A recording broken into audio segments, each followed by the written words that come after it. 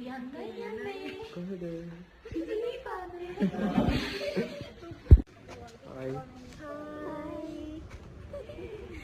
Hi, welcome back to my YouTube channel යාළුවනේ.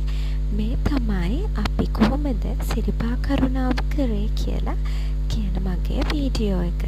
ඉතින් මේ තමයි මගේ පළවෙනි වතාව සිරිපා කරුණා කරපු ශ්‍රීපාදස්ථානය කියන්නේ සමනල කන්දේ මුදුනේ පිහිටලා තියෙන සිරිපතුල.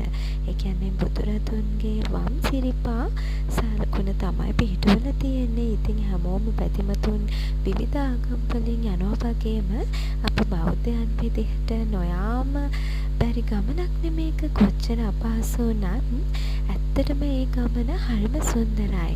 අපි හිතුවට වැඩිය ඇත්තටම අලංකාර පරිසරයත් සමග අපේ යාළු හිත මිතුරන් ආදියත් සමග ඒ ගමන් කරපු ඒ අවස්ථාව හරිම සුවිශේෂී.